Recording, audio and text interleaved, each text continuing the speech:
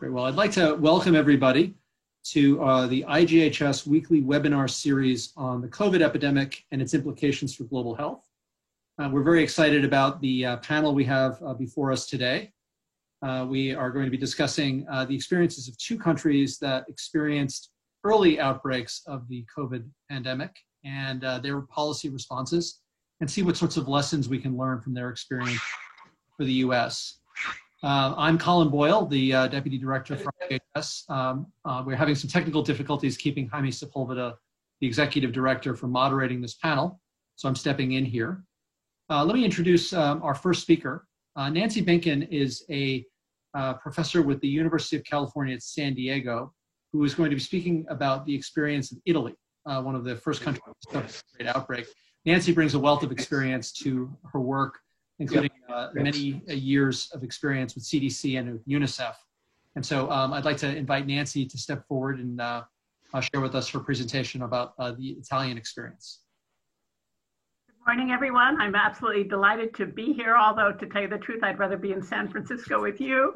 I'd like to go ahead and tell you about the experience of two of the Italian regions that were equally affected early out in the COVID-19 epidemic, but took very different courses.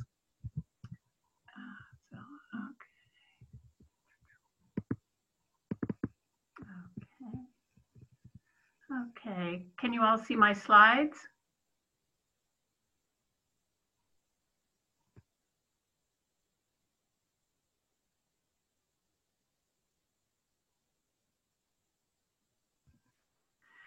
Okay, can you all see my slides? Yes, we can. Thank you. Oh, excellent, excellent. So I'm going to be talking about COVID-19 in the Veneto and Lombardy regions of northern Italy, early out in the epidemic between February and April 2020. This picture is taken in Venice, and these are the plague doctor masks. A lot of the masks in Carnival at Venice date back to the Middle Ages when there was a plague. These were plague doctors. The noses were filled with various herbs and with straw to try to keep out the infection. So I thought that was appropriate for this setting.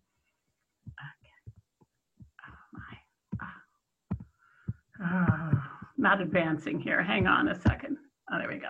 Okay, so Italy was one of the most heavily affected countries early out, and the first COVID cases were nearly simultaneous in Lombardy and Veneto around the 20th of February, in Codogno in Lombardy and in a place called Vo in Veneto. These are two adjoining northern Italian economic powerhouse regions. Lombardy has a population of about 10 million, and Milan is its capital. Veneto has a population of about half that at 4.9 million and has its capital of Venice. Both reacted very differently to the escalating epidemics in their areas, and I'm going to go ahead and develop that over the next 15 minutes. Let's start with Lombardy. This is Mattia, who was a 38-year-old Unilever executive from Codogno, which has a population of around 16,000. This man was a super jock. He was a runner, a soccer player, and he had a huge network of friends. He became ill in early February with nonspecific symptoms, but then developed increasingly high fevers by mid-month. He saw multiple doctors as well as made several ER visits and was treated on an outpatient basis for pneumonia. But after he developed consistently high fevers and started developing severe respiratory distress, he was admitted February 18th to the local hospital.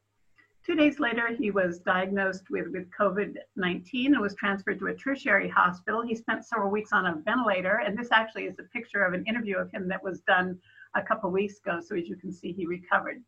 The local hospital closed down only for a couple hours and then began readmitting patients. This, by contrast, is Adriano Trevisan, who was a 77-year-old from Vo Euganeo, which has a population of 3,000. He was a retired builder who spent his time between his home, and he liked to play cards every single day in a local bar. So he and one of his friends from the bar were both hospitalized 2 weeks before the diagnosis got made, and both eventually died. The hospital where they had been hospitalized, though, was immediately closed. A lockdown was begun literally the day after these cases were discovered on 2/21. In 10 towns in the Lombardy region that are indicated by the little dots here on the screen. This, by the way, is the emblem of Lombardy and that of Veneto, and here's the two regions adjoining each other. Restrictions were then also imposed in the Vo region, again on the 21st. In reality, although there was a super spreader event in Lombardy, there was more likely the spread of circulation of the virus for some time before then. And I think some of the studies that are being done on wastewater are showing that it had been circulating for quite some time in Lombardy. The index case infected at least 13 other people, and his father unfortunately died of the disease. He infected several in hospitals, as well as pregnant wife and friends and other more casual contacts. But within days, 35 other cases rapidly appeared that had no apparent links to this index case. The virus was also circulating in Vaud. I think Andrea Crisani, who is a virologist at the University of Pavia, went in and he managed to test 85% of the 3,000 residents of Vaud early out between February 21st and 29th. And he found that 78 of these, or 2.6%, were positive, and moreover, 40% were asymptomatic. 2 weeks later, he went back and retested after the 2 weeks of lockdown, and there were only 8 new positives. And I think some early out lessons were learned that the Veneto region then picked up and folded into its policy. First of all, that there were asymptomatic cases, the value of lockdown, and also the importance of testing. And these again inform the Veneto's future policy. National level lockdowns, as the disease continued to spread through much of the northern part of the country, occurred on the 9th of March and even stricter on the 21st of March. And as you can see, there are police out there, there are the military out there with the machine guns stopping people, and literally you were not allowed to go more than 200 meters from your house without a self-declaration of where you were going. You could go to the grocery store and the pharmacy and to walk your dog 200 meters, but that was it. So it was a very strict lockdown, much stricter than anything we have seen here in the US.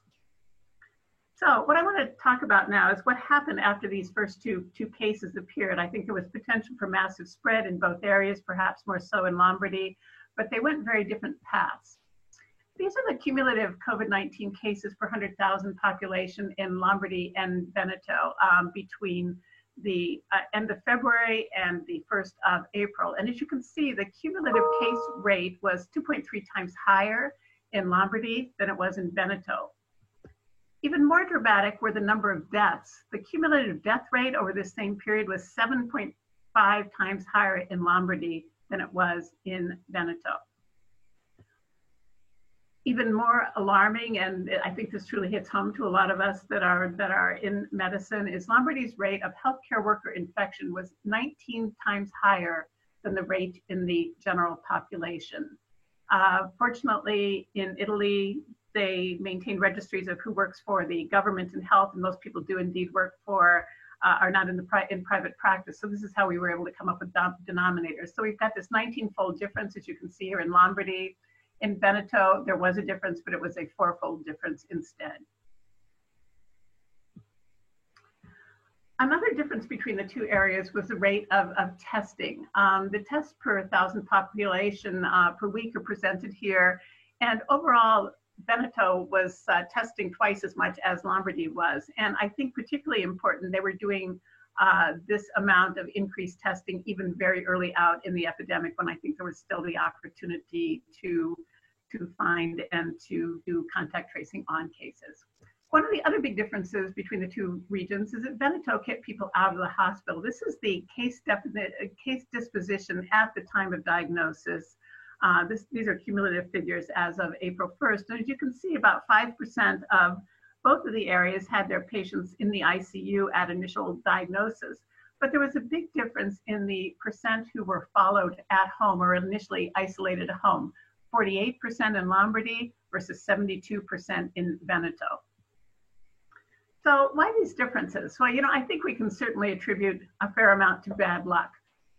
There was the initial super spreader event in Lombardy, plus there were a bunch of soccer matches where people were going to soccer matches in other cities from towns like Bergamo and Brescia. But there were also big pressures on the businesses and the factories up there not to close down, and I think it led to a much faster explosion of cases. On the other hand, I would also argue, though, that the approaches to the pandemic may have also played a major role.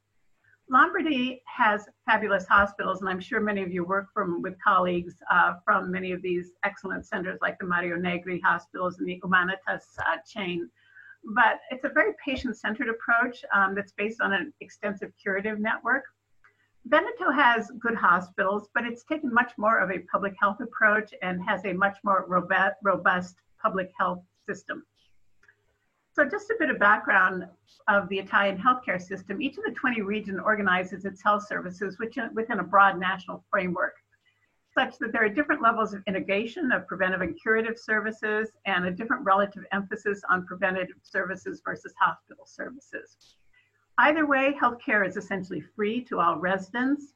Everyone has a GP or pediatrician who serves as their gatekeeper, and there is a private sector, but most of the care, in fact, is delivered through the public health system or reimbursed by the public health system. Just to make sure that we're not talking apples and oranges, the two regions are also very similar. They're quite similar with respect to socioeconomic status. Lombardy is, if anything, richer.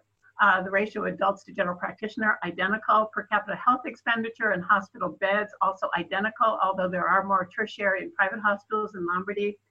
And they both equally, they do a good job with some of the basic core public health activities. For example, vaccination rates and cancer screening rates are similar in the two regions.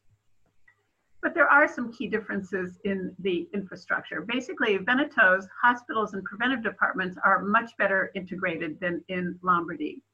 And then also, despite being half the size of Lombardy, Veneto had 3 times the number of public health laboratories, 10 versus 3, more public health prevention departments, and they have a much stronger tradition of home assistance visits for the elderly and disabled, such that the rate of home visits was twice as high in Veneto than it is in Lombardy, even though the population structure looks very similar. Lombardy's approach consisted of testing according to the national guidelines, which were initially for only symptomatic patients and only those with a potential contact with China. GPs were told to see patients at the end of the day to minimize contacts with their patients, and they were provided with a list of infectious disease hospitals if they were unable to manage them through their own care. No specific guidelines were provided for home management. Initially, they did excellent contact tracing and did this extensive investigation of the network of cases and contacts, but the system became very rapidly overwhelmed. And they then ended up relying on hospital-based care. Initially, they had set up dedicated ICU and infectious disease wards, but the spillover was massive as the number of cases increased. And I'm sure we're all aware of what happened. There's an excellent Frontline hour-long show on this, and I'm sure you've also read about it as well. What happened in Lombardy as the pandemic progressed is the hospitals rapidly filled to their capacity with overflow from these designated wards and ICUs. They had patients in the hallways, on the floors. They lacked equipment. In some cases, they lacked PPEs, especially out in the periphery and the general practitioners, and the staff became exhausted and many were out ill. They overwhelmed their laboratory capacity very quickly, and they, in essence, had very highly contaminated hospital environments. There was a great deal of nosocomial transmission to general practitioners, to other patients, to hospital staff and emergency medical personnel. And as I mentioned before, there were 17 deaths among physicians in Lombardy as of the end of March versus 0 in Veneto. So I think we've all seen these pictures of just the human tragedy and the tragedy it had on healthcare workers, many of whom remain affected by PTSD and severe problems sleeping and other issues, as you can well imagine, after having seen what they did. How did Veneto's approach differ? Veneto took quite a different approach, and I think there's some real lessons to learn about it. First of all, they put a heavy emphasis on testing. They decided they weren't going to follow national policy down in Rome, and they didn't limit their testing to contacts as per this policy. They had their 10 different labs running as many as 200 specimens every 3 hours. And obviously we're turning around the results rapidly, but they also had a really strong informatic network in place so that the local authorities got notified immediately in real time of any positives so that they could begin any case investigation, contact tracing, and follow-up. One of the things they also did too that I think was quite wise is they limited the in-person contact with the health system during the diagnosis. Patients were told to call their GPs if they had symptoms, but the physicians were told to conduct phone visits wherever possible. In addition, the health department actually sent staff to patients' home to get them tested and to try to minimize any movement and contacts and with clinics and healthcare providers in the health system overall. The next thing they did is they really were into contact tracing, and they conducted rapid and broad contact investigation and isolation. They loosely defined a contact. In Italy, as many of you may know, if you've been there, family is not just your nuclear family, but your cousins come in and out, your mom and dad live upstairs. And so they define family very broadly to not only those living in the household. Work colleagues, friends, acquaintances, and even casual contacts, for example, meetings that went on for more than 15 minutes. All were tested, mostly at home, again by these mobile teams, and put in isolation rather than quarantine per se, and not allowed to leave their homes, and given very detailed isolation instructions. They kept people out of the hospital, and one of the ways that they did this was with daily telephone contacts with each person in isolation. They were able to do this until they had 20,000 contacts that they were trying to follow daily, and then they went to a twice-a-week approach instead. Treatment was symptomatic, primarily fever relief, and if symptoms worsened, mobile team again made home visits for evaluation. This was done by a team consisting of physicians and people from the health department. And patients were hospitalized only if they required oxygen or otherwise deteriorated. Another important move that I think limited spread is they cohorted their hospitals and convalescent hospitals for COVID only. They dedicated several larger hospitals as COVID only, and they moved other patients out to the non-COVID hospitals. They had a bunch of small community hospitals that they had never closed down because of political pressure, and so they turned some of these into designated COVID convalescent centers. They potentiated their ICUs and they got plenty of ventilators, but they tried to maintain patients at a subacute level to keep them from needing ICU. And indeed, they never exceeded their ICU capacity. If patients no longer required the subacute care, they sent them out to the dedicated convalescence centers as early as possible or directly home. They also worked a lot on keeping their healthcare workers healthy and keep them from infecting others. All healthcare workers who had any contact with cases were tested 3 times over each 2-week period of time. And if they were positive, or even if they had symptoms, they were placed in isolation. Underlying it all was great messaging out to the community, good central management and communication with all these units and with providers, massive mobilization of staff. They had 750 local health workers that were taken away from the routine activities and put them working on COVID. They did maintain some essentials, for example, immunizing children under 5. Their laboratory capacity, they had that, made it possible. And then this solid informatic platform for seamless real-time data transfer between the laboratory, the health department, and providers. They also had a separate one to readily identify beds so nobody was waiting too long in emergency rooms and running the risk of further infecting people. One of the things I came away with from this experience is we talk about the golden hour or the golden minute and various things like stroke and heart attacks and so on. And I think this is true of this disease as well, although the time is not hours, but probably days, and time does matter. Each day lost results in more transmission. You need to have speedy diagnosis, provision of results to health authorities in real time, rapid investigation and isolation, and thorough and quick contact investigation and quarantine. But I also think it's important to take the time needed to tamp down transmission and to have the time to develop better preventive and curative measures. And I just wanted to mention just a few more things. One is what they are still working on, and then I want to show you some graphs of what's going on now. One of the things that they did realize in Veneto is they needed to be paying much more attention to nursing homes. And so as the curve started to go down, they developed detailed protocols for testing and cohorting. They also realized that much of the transmission that was left was household transmission, and that isolation was difficult, especially in small Italian apartments. And it was increased by the fact that many families live multi-generationally. This has not been a fully resolved problem, even like in the United States, where they have been able to offer hotels and other alternative lodging. I wanted to show you what's happened up to today. Again, up on top, we have Lombardy. There's been a total of 92,000 cases and 16,500 deaths. As of yesterday, there were 10,047 new cases, which is still a rate of 10 per 100,000. The RT is now less than 1 at 0.82, but is still higher than many of the other regions. Below is Veneto here. And by the way, the cases in blue are the date of symptom initiation. The turquoise is the date of diagnosis. So in Veneto then, there were 19,000 cases instead of 92,000 and only 2,000 deaths. The new cases as of yesterday, 29, which is a rate of 0.6. So you can see that the rate is about 15, 16 times higher still in Lombardy. And the RT now is reduced down to 0.69.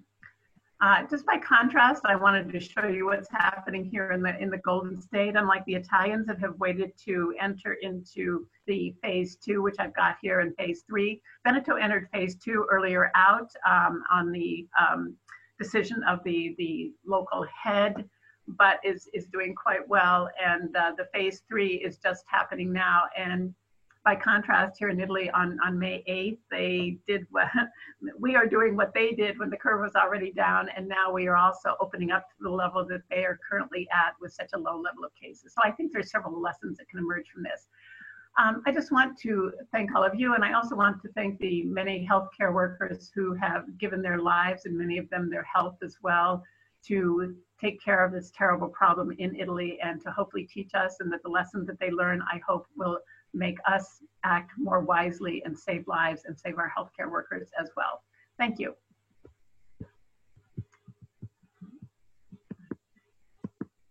Thank you, Nancy. That was a fascinating and quick review of two regions with a lot to teach us here in California. For additional comparison, I'm delighted to invite up Ali Mirzazadeh, who is an assistant professor in the Department of Epidemiology and Biostatistics, and from a global health perspective is also the assistant director of our PhD program.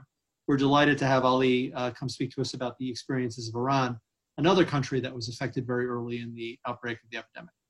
Ali, over to you. Thank you, Colin. I'm also very pleased and excited to be in this call, and thanks for the time to talk about Iran, the country I'm born, and I'm still working with them, actually. I'm going to talk about Iran in transition and talk a little bit about the Middle East, the region where Iran located. And I will talk about the early track of the COVID in Iran and what was the pattern, what is the response, and then what's going to happen to the country having those non-pharmaceutical interventions in place, and what is the forecast. And then I'll stop with the conclusion.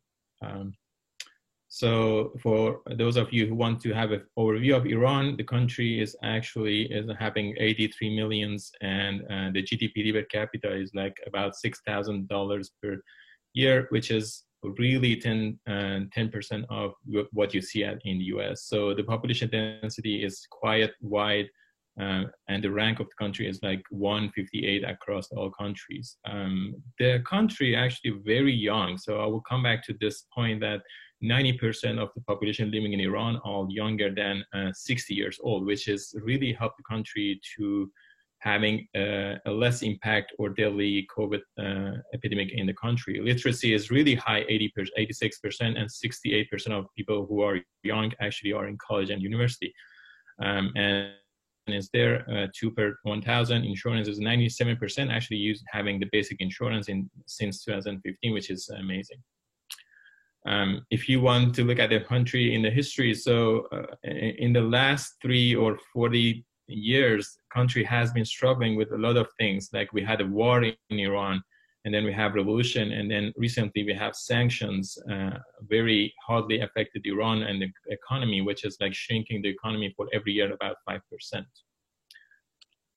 And if you are interested to look at what is the capacity for Iran for medical education and training, right now from 2016, there are more than 50 public medical schools fully funded by the government, and they're all around the country. Actually, universities in Iran, medical university, are responsible for providing health and monitoring public health in those states and in the provinces.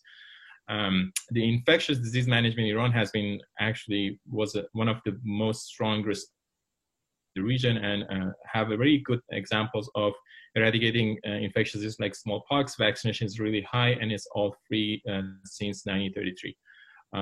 And this is just brief how the country and health system actually works in Iran. If you heard about it from the news, the COVID-19 epidemic in the Middle East is getting higher, and it's increasing dramatically over the last weeks.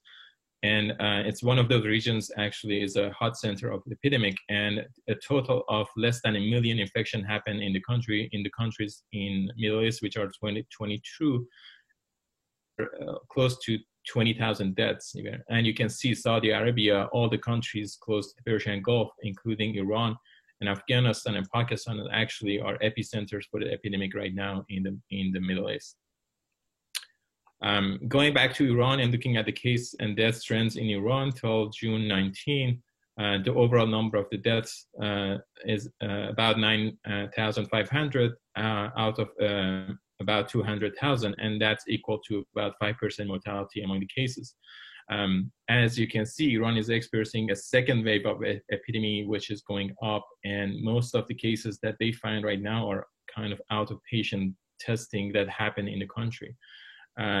Also, you can see a wave of increasing deaths in Iran per day, about 40 or 200 case of death per year. And if you compare this to trend in US, it's so US is also experiencing another wave, which most likely because of testing, something like that, but it's actually going down. So completely different patterns between the two countries. Here's the age distribution of the COVID cases who admitted to the hospital. 26% of them actually are more than 80 years old, and 10% of the infection actually belongs to this. So the mortality is actually really high among those aged from 70 or older. Males slightly have more actually infected with COVID, but actually dying from COVID is more common in male than women, which could be something about more comorbidity and those kind of things that can explain these differences. A little bit talking about the capacity of COVID-19 testing in Iran. Right now, the testing capacity is more than 2,000 per day. More than 150 labs in the country actually do the testing and then report these things. And the country have a capacity to go to double this kind of capacity testing right now. And among those who tested so far, the positive rate for COVID is about 15%. So what happened? Where is the patient zero in Iran? In February 19, 2 cases for COVID actually reported deaths in Qom, which is a city about about an hour driving from Tehran to the south. And it's a city really close to international airport, the main international airport for the country. So actually 2 days, one day after, 2 other cases reported from Qom and 1 from another city in Iraq. And then the link, the Pasteur Institute, Ministry of Health response team actually sent a team on the same day to Qom to do a rapid investigation of the outbreak. And they found some clues about, like there were a lot of commercial shoe exhibition from China was around there in the city. There were several activities from Chinese on the construction companies working in Qom. Iranian students actually going to Wuhan University a couple of times. And there's a lot of exchange with religion leaders visiting Wuhan for at the time, or like about January. And there are several active airlines that having daily flights between China and Iran. And Iran actually, because have a very strong relationship with China commercially, they didn't close or didn't restriction travel to China for most of the time that the outbreak was in China. At the same day that they found this outbreak and reporting, the National Committee for Epidemiology has been established, and they actually putting a daily report and a daily update on media briefing of what's going on. And this is a picture of some of the members for that COVID, and you see masking and social distancing is not really that common in Iran, if you want to see that picture. And then I have my mentors and all colleagues in this picture. So from the time they realized they should be, it couldn't be only the government, and then they asked for this NGOs and public health, like public institutes or NGOs working on helping to respond. So they have this voluntary NGOs working on the food package and producing and padding this food supports to those who were really affected by the COVID. And there was a lot of campaigns for making masks. So this is like, we will fight Corona. And then all those things are voluntary based, and really the public and people in Iran actually respond very quietly, amazing to this epidemic in Iran. But what happened? Like, how many infections happen in the country? If you're looking at the seroprevalence studies for Iran, the graph on the left is a IgM or IgG positive among all people, including the blood donors, if you divide the country into three categories, like low level, medium level, and high level prevalence, in those states that have a low level, it's about 4% seroprevalence. For those who are in the middle category, the prevalence is about 12%. It can goes from 8 to 70%. And if you're looking at the states and provinces that having a high prevalence of COVID antibody, it can go, average is about like 34%. It can go from 24 to 44%. And the national average is about 16%. So you see, and it's a study all done in May or before that. So it's the infection rate in Iran is actually high, about 16% on average. And what proportion of these infections are actually recent? If you look at the IgM positivity rate, it's about 64%. So 64% of those infections are likely to be recent infection, which is telling you it's really an ongoing and active epidemic in Iran, having those antibody testing and seroprevalence studies. And actually, the epidemic is going from north to the south. So on week 10, there was a lot of countries, there was a quiet enthusiasm that the epidemic is actually controlled. But then after reopening the country, more of those states actually experiencing a new increase on the cases. And right now, most of the states that are located in the south or west part of the country are experiencing a higher kind of COVID epidemic. So it's moving towards the south states with a climate that is warm. So actually, it's getting like warm weathers, and those kind of things may not help COVID to go away, because of like there was a thinking that climate or summertime would help. Actually, it's not. The country also implemented a lot of interventions, mostly non-pharmaceutical, to really mitigate the epidemic in Iran. And it happens from end of January forward. So most of the interventions that was closing the schools and universities happened in February, end of February, and then early March.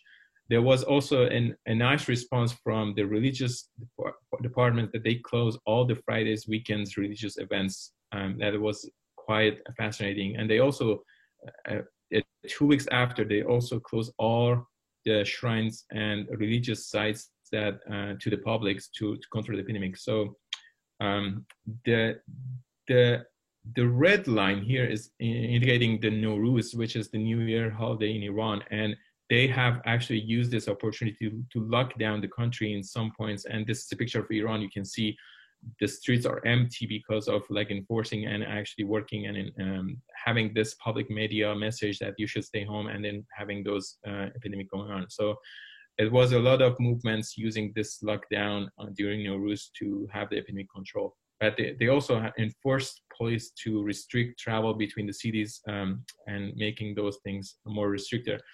And after coming back after the New Year holidays, there was a lot of pressure and forces to do the testing and then contact tracing, which is run by the Minister of Health and other government bodies. But how those interventions that run in place actually affect the epidemic in Iran? And we run this model with collaboration with a group in Oxford University and other 48 countries. This is a modeling exercise. We use this infection. So infection could happen in any ages, and according to if you get symptoms or non-symptoms, and if it's severe, you go to the hospital, you go to the ICU and ventilator, and then you're dying at any of those stages. And we use this model in collaboration with Oxford and Lisa Johnson team Lisa White team to assess the effect of those interventions in Iran. One of the inputs to the model, which is really interesting, looking at this paper, and it's actually tell you if you close. This is the contact rate matrix for people who are at home, people who are at school, and then who are working at home, who are working in all other places. And for example, if you look at the school, you can see people who have aged between 20 to 24 have about 7 contacts per day with another with those people are aging between 20 and 24. And if you close schools, you send them to home, or if you close works, you send them to home. So you can model this using this information, which is really a good paper. And then this is used for the modeling for COVID in Iran. If you look at the hospital capacity in Iran, they have been assigned more than 100,000 beds to respond to COVID, including more than 11,000 ICU beds, which about half of them actually have ventilators. So this is kind of interesting that the duration of observation in Iran in ICU and ventilation is really less than 5 days. So they were quickly manage the people in hospital and actually discharge them to a support unit or to home, so to reduce the contact or infection rates at the hospital very quickly. So that was a kind of strategy and guideline response by the Ministry of Health. And when I talked about the starting of those interventions in Iran, so each of them has a period, and as you can see, the medium, for example, the school closure was happened in 25th February, and it's going to be in place by the end of, by the mid-September, which is going to a school year for Iran. And there you can see the other time frame for interventions also in Iran, working at home, travel ban, and social distancing, which are quiet. None of them except for isolation and school closure are actually in place right now in Iran. And here's a big table, but I can summarize this table in focusing at 3 lines here. So shielding elderly at home, there was it started in 26 February, and it was about 3 months. And when a survey has been done with my colleagues, they asked them if what proportion of them actually stay at home when there was a COVID around, and how many of the times they actually was staying at home. So 80% was really high for COVID for people who aged more than 60 years, and then 80% of the time they actually do committed to staying at home. Social distancing, for example, started in 25th February. It was around for 2 months and not very good coverage and adherence to that. So 40% of the time they had to do social distancing, they were able to do that. So having these measurements and surveys in a place, we used to model the COVID in Iran. And we also used the medium lockdown as a measure for Persian New Year's in the model. So what happened to this one? So having all those interventions in place and the cases and deaths trend in Iran, our model actually very fit the red line here and the green line. The red line is observed data for cases per day, and then the green line is the model predicted lines. And you can see there are 2 waves in Iran. One happened at the end of March, and the second one happened around June here. And it's really a good fit in the model. Having this model fitted to you, we are predicting this more than 80,000 COVID cases deaths in Iran to be happen till the end of September. We also look at the counterfactual scenarios and looking at if there was no lockdown for Nowruz, Happy New Year, and also if there was no working at home or school closure, what happened to the epidemic? And if you haven't any of those interventions in place, what would happen to the epidemic? And looking at those things, so right now with the current and future scenario that is going to be a realistic one, by the end of September, 55% of the population in Iran will be infected or would be infected by COVID, which going to lead to a death of more than 80,000 deaths for COVID in Iran. If there wasn't any lockdown or school closure or working at home order at place, the infection would be 12% more, and additional of 1,200 cases dead for COVID. If there was no intervention in place for those kind of things, the intervention could go at 88% of the population, which leading to more than 20,000 cases dead by the end of September. So as you can see here, there's a really good impact for those interventions which implemented by the country. Here is looking at the R transmission, and you can see at the beginning it was about the base reproductive number at the beginning was more than 2.5, and it goes down, and then it's again on the peak that happened in June 17 is actually increasing again. So this is giving you an idea that those interventions actually works, and they change the shape of the epidemic in Iran. if you want to look at what does it tell you? So having 55% of the infection as a prevalence that happened by the end of September, and given that that will lead to more than 80,000 deaths, the infection fatality rate would be 0.04%. That is really, really low. And nobody believed this until CDC has looked at this, other studies that look at the infection fatality rate prevalence, like this paper from a colleague from Stanford. When they look at this data, seroprevalence data, and then they count this infection fatality rate, they actually found that if among people who are aged less than 70 years old, the median of infection fatality rate is about 0.04%. And for scenario 1, scenario 2 actually is going to be the same. So it's quite interesting that this infection is going to be very infectious and transmitted to the population. But if you have a young population like Iran, the fatality rate among the all infections would be really, really low.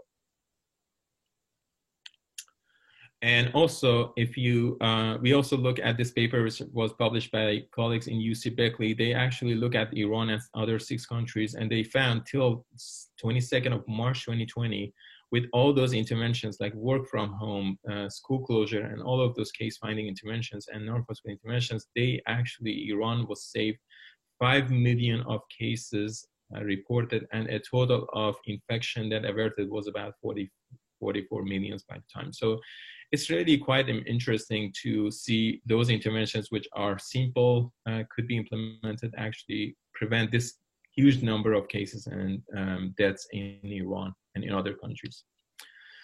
We also looked at the longer time for infection in Iran. So we looked at the infection we modeled the infection by the June next year. And as you can see, with having those big peaks in Iran right now, in June, and also 2 months before in March, it's less likely that there would be another wave of infection beyond this kind of size in next March. So this will also having another like peak with 25 infections in March 2nd, 2021, but the magnitude of the epidemic would not be there.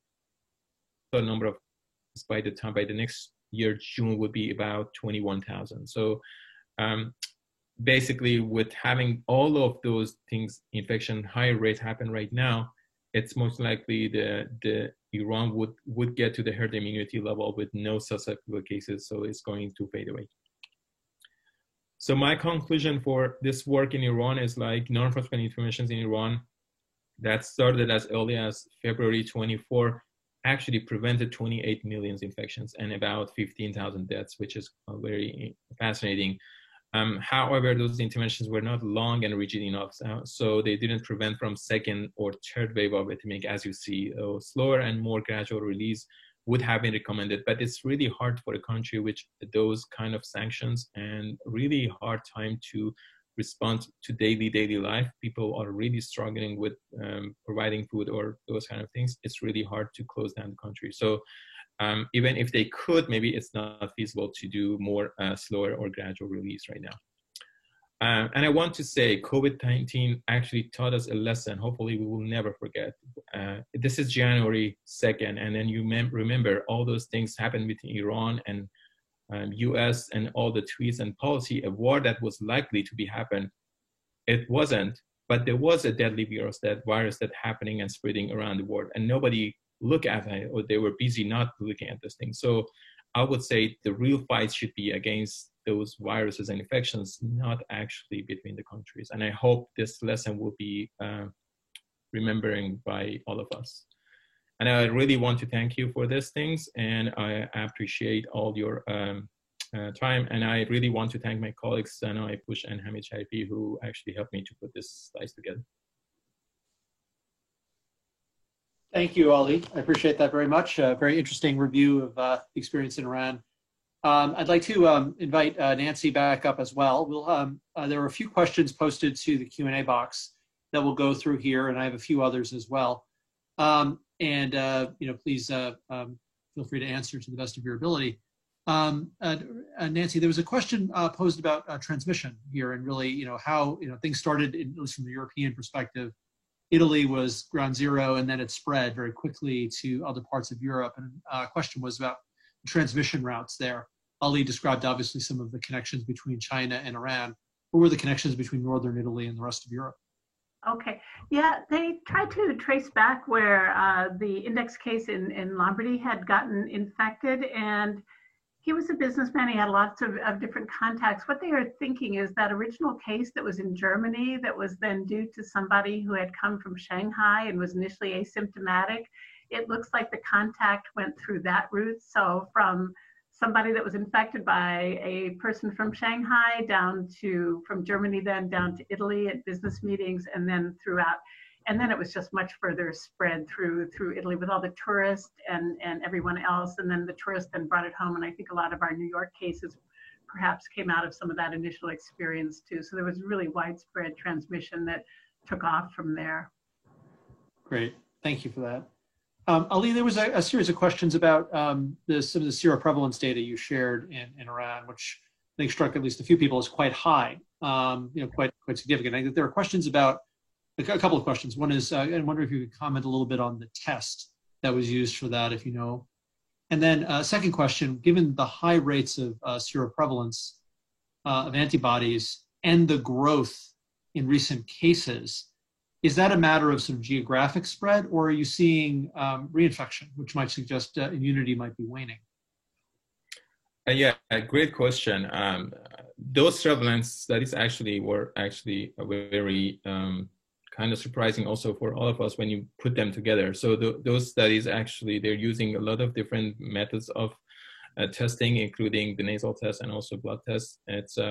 And it's including the blood donors, and also the variety. And this is not a one single study that happened through the country. But it's going, as I said, it's going to IgM or IgG positive for any kind of test. And we pull them together using whatever data is available for those things. But quietly, frankly, it's for whatever is testing, and they're corrected for sensitivity of those tests. So those things are corrected for those accuracy of the tests. But it's really high for some of the states, like 55% in Gulan and 30% in Qom. Actually, there are indicating that the infection has been there for a while. And the simulations show us the infection actually happened in the end of December in Iran, not the 22 of the February. So very high kind of infection happening early, and then system catch them by looking at the death cases. So it's really it was there for infection.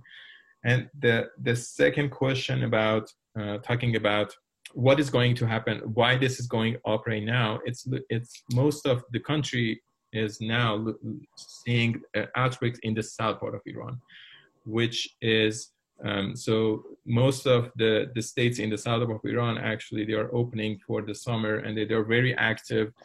And it's when you see around the Persian Gulf, also you can see those rises also happen in those things. So they might be also a link between the countries around the Persian Gulf or there. But overall, we didn't look at the reinfections, but I don't know about that. Okay, that's fine. Great. Both of you mentioned home-based interventions, public health interventions, and I think that's a particularly relevant set of lessons for the United States, where many of our cases are actually cases of people who are living in crowded conditions here, at least locally. Mm-hmm. And obviously with in both countries, I think there's certainly multi-generational housing kind of dynamics as well.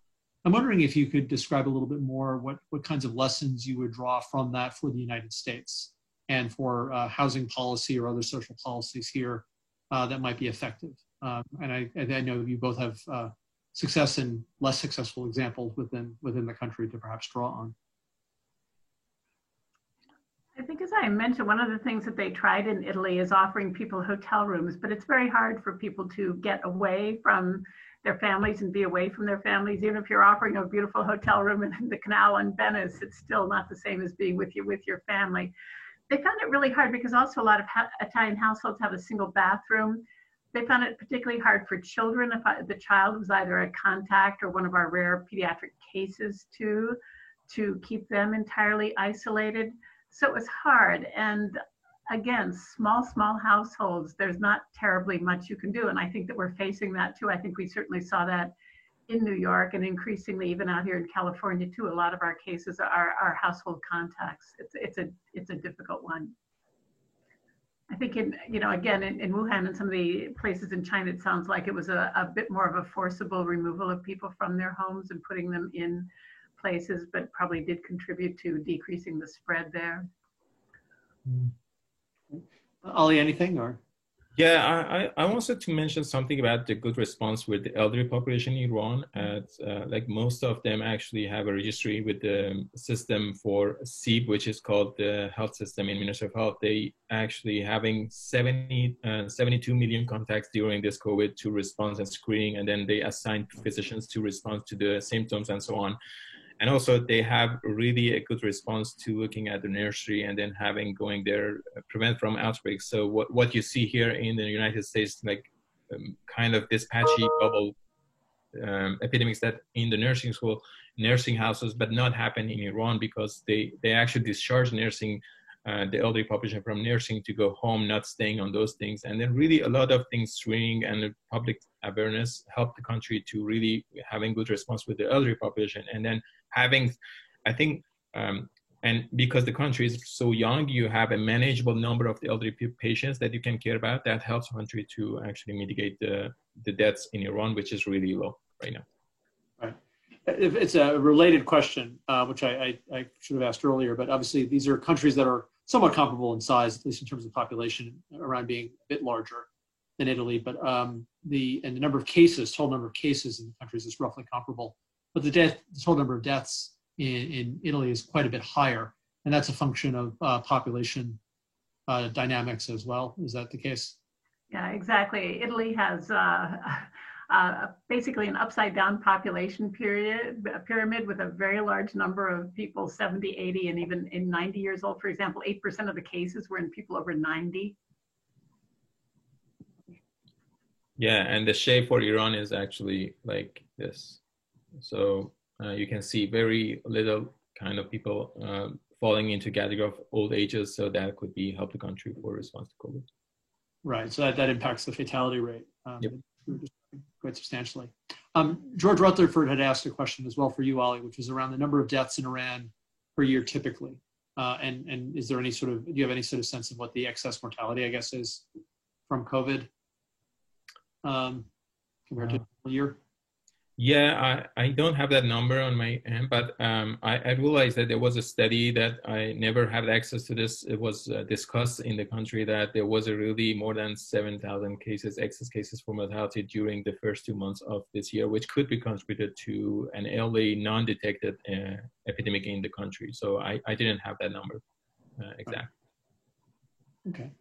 But both countries, I think, cracked down pretty hard, with very stringent, maybe not as stringent as Wuhan, but obviously were examples of people not just trying to flatten the curve, but really crush it, as the term goes. And, that seems to have worked, driving the R naught lower than 1. And now we're opening up. And I'm wondering if you have recommendations from their experience. It's too late for the US to crack down, perhaps, unless we start over. But in terms of the opening up, are there particular lessons that you would point to for us to do that in a more intelligent way, to learn the lessons from Italy and Iran that you'd emphasize?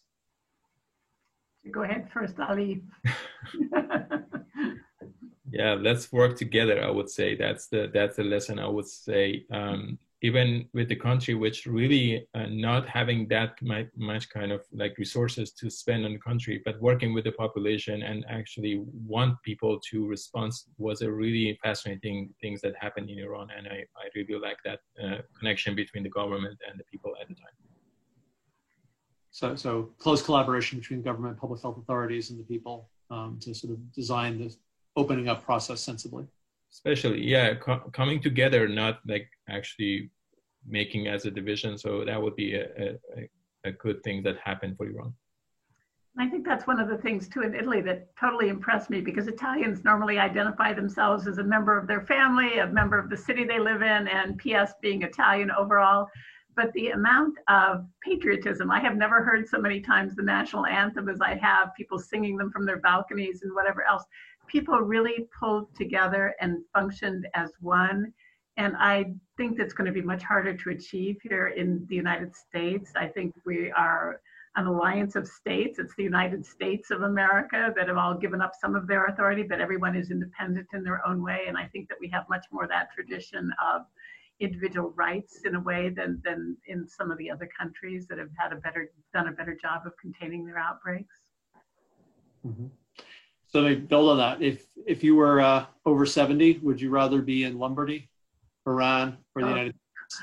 Well, I'd rather be in Venice at the moment, cruising on the lagoon with nobody there because there are no tourists back yet. So that's my choice. I'd love to be on that next plane. Great. Well, thank you for your time here. This was, I think, a really rich discussion. We have a lot to learn from other countries that have gone through it, and I think we'll have a lot to learn from how these countries open up. I think the stories you guys have presented is quite a bit mixed. I mean, I think obviously in Italy, in the regions you described, so far so good, knock wood.